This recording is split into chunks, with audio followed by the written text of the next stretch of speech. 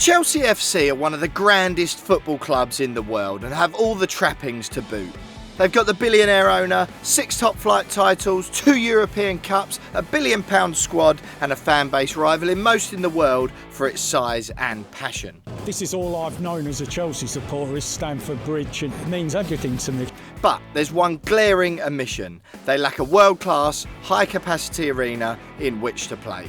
Stamford Bridge is an iconic stadium steeped in history and tradition, and Chelsea are one of very few UK clubs who play on the same site at which the team was founded in 1905. But even with renovations at either end of the 20th century, its 40,173 capacity means it's only the 11th biggest football stadium in England, with Wembley at the top. However, owner Todd Boehly is desperate to get more fans through the door, so this video will explore what options the Blues are considering and the pros and cons of them all. Drogba, Lampard, Terry, all those memories that they've made for so many people, they've made in that place. Stamford Bridge is Chelsea's heritage, history, and it's going to be our future. I think because it's smaller, it wouldn't be as intimidating for opposition, but in past it's actually been the opposite. I mean, it's a bit like Trigger's broom because it has changed completely since the days that I first went through the turnstiles and up the back of the steps at the shed onto the shed terrace. But I've got all those memories locked inside my head. So why now? Quite simply, Chelsea are falling behind. In 2007, the Blues had the 7th biggest ground in the Premier League, but after West Ham moved to the London Stadium and Spurs built their £1 billion masterpiece, they've now dropped to 9th. And they could fall as low as 11th next season if Sunderland get promoted and Everton stay up, with the Toffees moving to their new Bramley Moor dock home in the summer. Hell, even local rivals Fulham have extended their Riverside stand and they put a swimming pool in it. Spurs United, they might be well down there in the table compared to us, but if you look at their facilities, their ground, like they're almost better set for the future than what we are. In short, a dated Stamford Bridge lacks many of the facilities new stadiums can offer, and crucially, a smaller ground equals lower matchday revenue, which in the PSR and FFP age equals cold hard cash most modern owners do not want to miss out on. So where has it all gone wrong? Chelsea have tried and failed to increase their capacity 3 times in the last 20 years. In 2007, former owner Roman Abramovich had the crazy idea of erecting a stadium on top of Waterloo Station. In 2012, the club failed in a bid to build a new ground at Battersea Power Station. Then in 2017, futuristic images were released of the 60,000-seat egg slicer proposal, but although Chelsea were awarded planning permission, it expired due to various delays and economic challenges. Now that leads us to another major but very unique hurdle, the curious case of the Chelsea pitch owners. Severe financial issues in the 70s and 80s saw the Stamford Bridge freehold sold to property developers, which very nearly saw the club lose their famous old ground. But luckily for Blues fans, the firm went bust in 1992 and then chairman Ken Bates was able to buy the freehold back. To ensure Chelsea were never put in such a position again, Bates created the Pitch Owners Group, and in 1997 it bought the freehold along with the Chelsea FC naming rights. The CPO then granted the club a 199-year lease at a peppercorn rent on the condition the club continue to play at Stamford Bridge and that it's only used for football purposes. Any change to that stance, including any stadium move or a rebuild on the site, must be voted through by the CPO shareholders with a 75% majority, or else the club's board would need to find a new name for the team. There are more than 13,000 CPO shareholders, with each only allowed 1 vote regardless of how many shares they own. Chelsea legend John Terry is the CPO president, with other famous members including Blues icons Frank Lampard, Jose Mourinho, Thomas Tuchel and Jimmy Floyd Hasselbank. Roman Abramovich tried to buy the CPO in 2011, but only 60% of shareholders voted in his favour, which meant their relationship with the club was fractured. Boehly is making efforts to repair the damage done, but knows he's still at the mercy of the CPO when pushing any stadium decision through. We ain't moving. It's an emotive issue. We ain't moving. My preference would be to find a solution which sees us continue to play football at Stamford Bridge. We ain't moving. I know some people who are shareholders who think that if Earls Court was the solution, they wouldn't necessarily object to that vehemently. We ain't moving. you've got the other side of the spectrum where, you know, people will chain themselves to the railings rather than leave Stamford Bridge. We ain't losing. So where are we at now? Ultimately, Chelsea have three options. Expand the current stadium, knock it down and build a new one, or build a new one somewhere else. So let's have a look at option one. Expand Stamford Bridge. Expanding Chelsea's ground is complicated for two reasons. Firstly, its West London location in a built-up area full of houses, businesses and shops, plus the two train lines that run directly past two sides of the ground, limit the ability to expand the stadium's footprint. But the second hurdle is far more bizarre. In nearby Richmond Park, a mound named after King Henry VIII has a protected view of St Paul's Cathedral, and increasing the height of the Stamford Bridge stands would obscure that view. Chelsea could explore digging down and adding additional rows to the front of the stadium bowl, but that would only add around 2,000 to 3,000 seats, and with any development needing to deliver at least 20,000 more to be worthwhile, simply expanding the current stadium is unlikely to cut it. So what about a full rebuild? Option 2 would see Chelsea demolish Stamford Bridge and build a brand new 60,000 seat arena in its place, or at least that's the hope.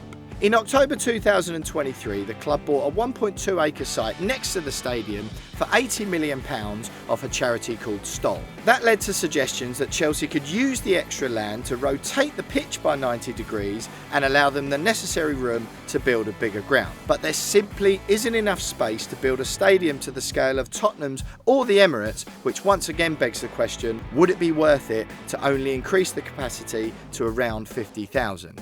I would leave. I would go to Earls Court. I used to think that we've got to stay here, this is our home, but let's look at it from a realistic standpoint. Unfortunately, football is moving in a different direction. Everything is business, it's all money. So that leaves option 3, a brand new stadium built elsewhere. But where, I hear you ask? The most popular proposal is Earls Court, just a mile up the road from Stamford Bridge, where the exhibition centre stood until its 2016 demolition. But grand plans from the Earls Court Development Company include 4,000 new homes, retail and office space, 3 culture and performance venues and an urban park, but crucially, no stadium.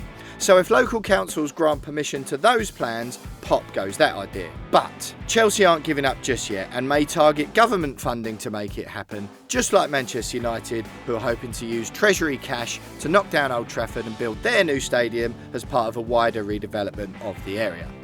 Once again, this option is also fraught with issues, which has led to mooted suggestions that the club look outside the Hammersmith and Fulham borough, or God forbid, outside of London altogether.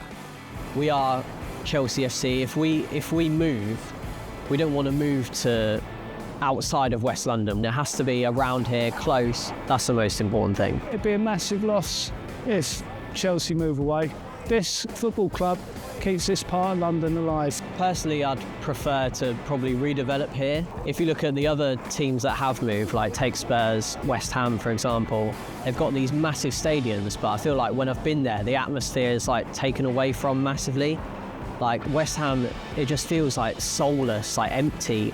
I wouldn't want us to lose from Stamford Bridge. Now, one positive of building a stadium elsewhere is that Chelsea can play at Stamford Bridge until their new ground is built, ensuring no dip in matchday revenue during the build, which is what they would have to endure under any ground share arrangements at Wembley, Twickenham or Craven Cottage. If a solution could be found at Fulham, that would be fine. But I think people start sort of losing interest a bit at the prospect of playing at Wembley Stadium for 5 years. It's a godforsaken venue to play league football at. So how much would all of this cost? Well, Liverpool spent £80 million to extend Anfield and Fulham spent £120 million on their Riverside stand. But given the extent of the work required, estimates predict a Stamford Bridge extension could cost as much as £600 million. But with that option unlikely to deliver more than 10,000 extra seats, a new build is likely to provide much more value. Tottenham spent £1 billion on their new home, whereas Manchester United's 100,000 seat proposal will set them back an eye-watering £2 billion. So, accounting for inflation, estimates predict a new ground in an alternate location would cost Chelsea around £1.2 billion. But a total rebuild of Stamford Bridge would be closer to £1.6 billion due to the required demolition and likely required upgrades to local infrastructure, including Fulham Broadway Station. So would all of this be worth it? Chelsea's estimated matchday revenue in 22-23 was £2.07 million per game. That is £870,000 less than Spurs, £1.03 million less than Arsenal and £1.85 million less than Manchester United, which over the course of a typical season leaves Chelsea around £50 million behind their rivals. Therefore, a 50% capacity increase to 60,000 could deliver a revenue increase of £39 million across a year, thus boosting Chelsea's total annual matchday revenue to around £110 million. One of the most important things about any redevelopment is that oiks like me and people who haven't got that much money and have been keeping this football club going since 1905 can still afford to get in. If you want to stop season ticket prices going up and membership prices as a whole, you get a bigger stadium and that solves the problem. The fact is, Premier League clubs could let every supporter in for nothing and still make a massive profit. And you just got to make the prices fair for everyone. If it's affordable, then people will do it, and if it's not, they won't come. There's too much greed at the top. The ashes of Peter Osgood, Peter Bonetti are interred under the penalty spot in front of the shed end. You can't just pick all that up and shove it round the corner chasing a pound note. So how long will all of this take?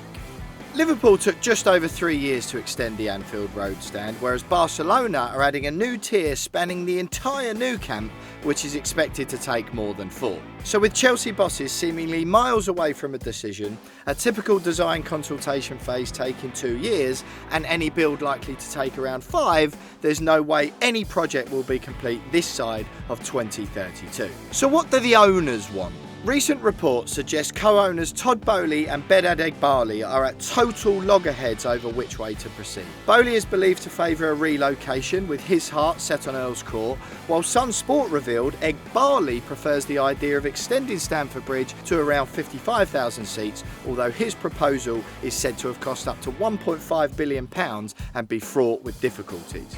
My message for Behdad and Todd is sort it out. Behdad, if you want to stay at Stamford Bridge, you've got my backing. We ain't moving. Open your ears and listen to the voice of the supporters who actually come to games at Stamford Bridge. They're the people that will keep the club going in the future. Ultimately, the fans want to see success on the pitch. I think if you offer an increase in capacity, maybe a bit worse atmosphere, but you're winning the Premier League again, you're winning the Champions League again, fans then wouldn't really mind. But I think if you do it and the success doesn't follow, then you've got a problem.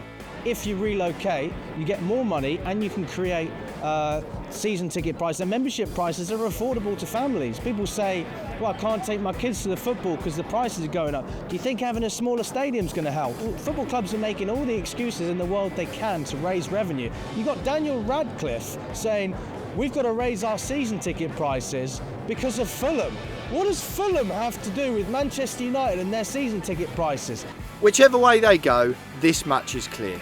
The road ahead for Chelsea is rocky, but the longer they take to get something over the line, the further behind their Premier League rivals the Blues will continue to fall. Was it Daniel Radcliffe? No, Jim Radcliffe, that's what I meant.